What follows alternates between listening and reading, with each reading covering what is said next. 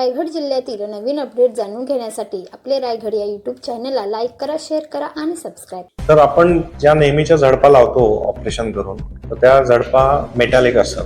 तर मेटॅलिक झडपांसाठी तुम्हाला आयुष्यभर रक्त पातळ ठेवावं लागतं, नाहीतर त्या झडपा खराब होतात. तर ह्याच्यामध्ये रक्त पातळीची काही वेगळी विशिष्ट औषधं असतात की जी आपण अँजिओप्लास्टी नंतर वगैरे जे इकोस्प्रिन, क्लोपिड वगैरे खातो ती औषधही नसतात. ती खूप स्ट्रॉंग रक्त पातळीची वेगळी औषधं असतात, जसं की वॉरफॅरिन, ॲसिट्रॉम असं या औषधांचं नाव आहे. तर या औषधांमुळं रक्त जर खूप पातळ झालं तर रिस्क असते की शरीरामधनं कुठनं तरी रक्तस्राव होणं, मेंदूमध्ये रक्तस्राव होणं, पोटामध्ये रक्तस्राव होणं किंवा लघवी संडासमधनं रक्त जाणं, या सगळ्या रिस्क असतात. जर रक्त खूप कमी पातळ झालं तर ती झडप बंद होते, आणि झडप बंद होणे म्हणजे मृत्यू होणे, बाकी काही नसतं. तर ह्या सर्जरीज नंतर सुद्धा हा एक प्रॉब्लेम आयुष्यभर पेशंटला राहतोच की ते व्यवस्थित सगळं मेंटेन करायचं. तर त्यासाठी दर 15 दिवसानं किंवा दर महिन्याला INR टेस्ट करावी लागते की INR हे सांगते की रक्त किती पातळ आहे, आणि ती टेस्टचा रिपोर्ट परत त्यांना डॉक्टरांना जाऊन दाखवावं लागतं. त्यामुळे नंबर ऑफ फॉलोअप्स खूप वाढतात. सारखं प्रिक करायचं दर 15 दिवसानं, एका महिन्यानं. हे खूप टिडियस प्रोसेस असते, खूप त्रासदायक असतं पेशंटसाठी. म्हणजे झडप बदलून सुद्धा परत ह्याच्यामध्ये पडायचं. पण ह्या ज्या सगळ्या झडपा आहेत की ज्या सर्जरी न करता आपल्याला लावता येतात, म्हणजे जसं की आता मायट्रल क्लिप केली आपण, माय क्लिप, तर ही जी क्लिप लावली त्याच्यासाठी या असल्या गोळ्यांची जरूरत नसते. त्याच्यानंतर आपण एक टावी म्हणून प्रकार असतो, तेही आपण इथे बघतो की असंच एक ॲओर्टिक वाल्व, म्हणजे हृदयात अजून एक झडप आहे की जी सर्जरी करून बदलली जाते. त्यासाठी रक्तपातळीच्या गोळ्या लागतात.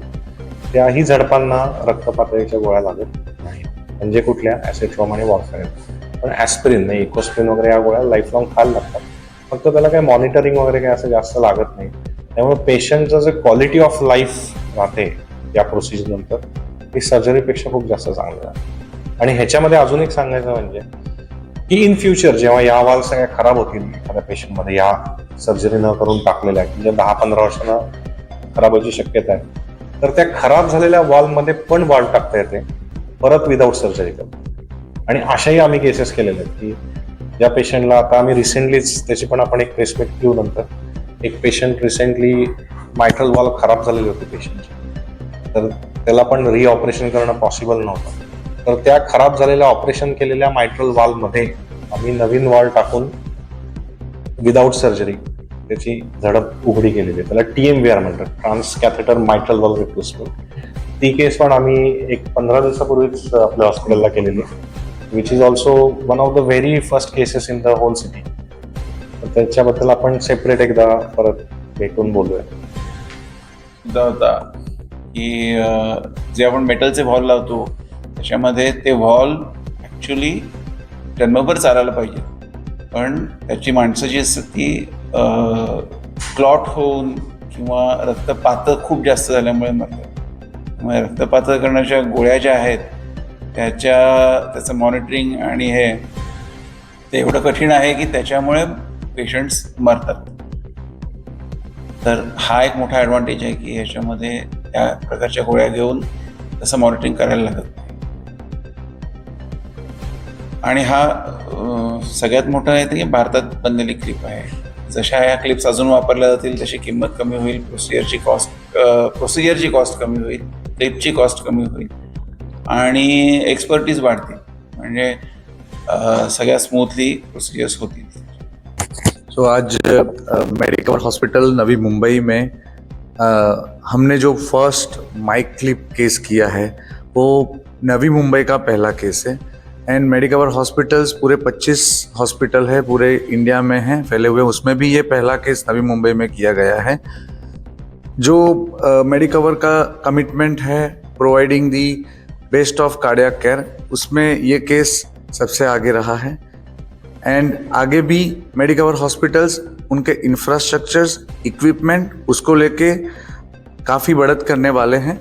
एंड नवी मुंबई के लोगों को ये सेवाएं आगे मिलती रहे, उसके लिए प्रतिबद्ध है. Thank you.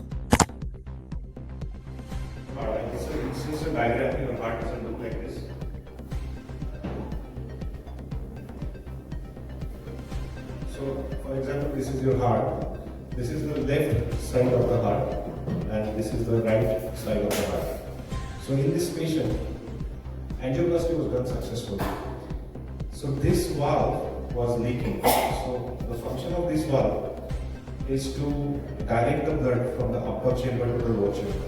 The blood should always go down.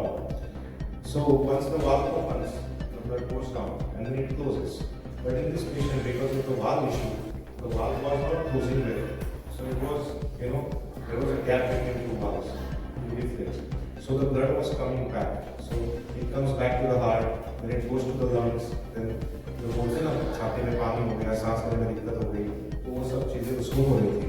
So now what to do? So if we zoom out this thing, so normally the valve will close like this. But in this patient, the valve, even after closing, there was a gap. So the blood will come back. So what do? You need to clip the valve. So जैसे आपका कपड़े सुखाने का चिमटा रहता है, वही concept है.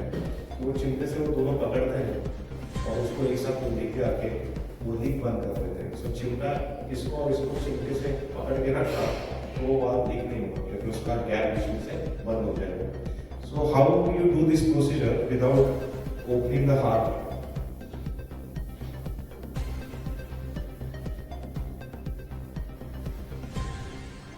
So your heart has blood supply from the whole body. So suppose this is your valve, and this chamber receives a blood from the whole body, and this blood vessel goes down to your legs. From the heart, it goes down to your legs, and from the leg under local anesthesia, वहाँ पे वहाँ सुन करके वहाँ से एक बड़ा catheter जाता है अंदर, जो हार्ट को ये चेंबर से वो चेंबर में यहाँ पे होल बनाते हैं हम हार्ट के अंदर.